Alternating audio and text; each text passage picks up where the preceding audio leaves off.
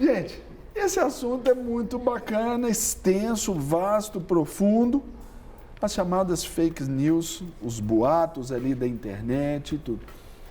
De onde surge, Samantha, esses boatos e como que eles viralizam, como que eles se espalham?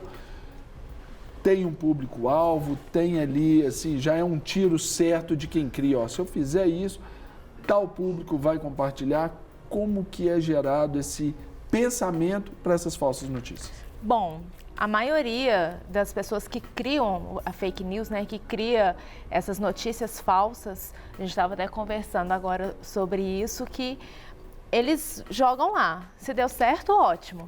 Se disseminou, se alguém espalhou, são igual os cupons de desconto que a gente vê chegando aí no WhatsApp ou rede social, uma notícia sobre uma pessoa especificamente. Muitas pessoas fazem de maldade também, né?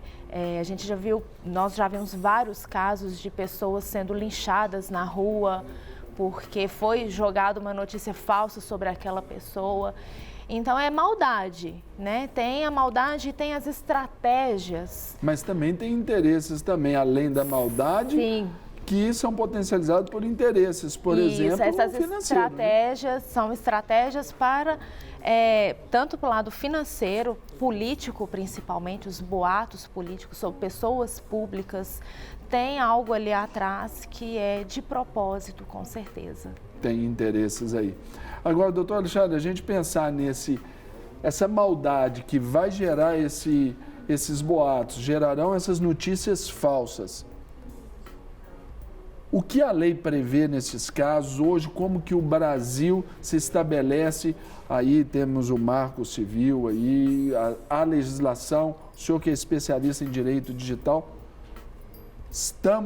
existe uma lei efetiva, está certo, é só colocar tudo em prática ou ainda o que precisa melhorar? Não, nós temos uma lei efetiva que pode combater os excessos quando as notícias falsas possam representar, por exemplo, uma ofensa ou mesmo fato falso que venha prejudicar a imagem ou reputação de uma determinada vítima.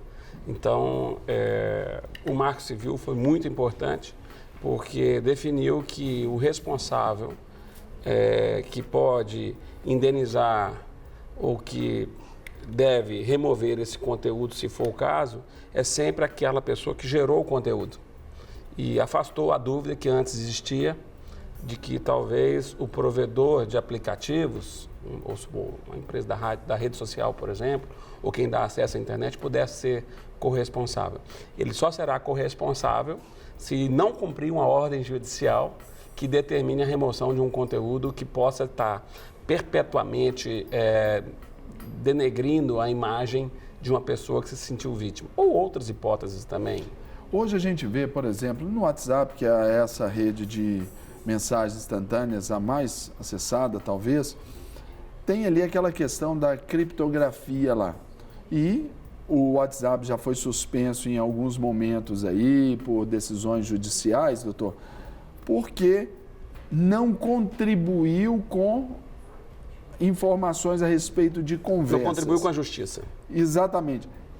Isso ainda precisa ser mudado porque hoje o maior volume, talvez, de informações falsas, notícias falsas, boatos falsos, eles são viralizados por essa rede, não? É verdade. Você tocou num ponto muito importante. Eu estive na audiência pública do WhatsApp no Supremo Tribunal Federal no ano passado, onde esteve, inclusive, presente o próprio sócio fundador do WhatsApp. E ele tentou explicar perante... Os caras estão pobres, né? Ele realmente é um fenômeno.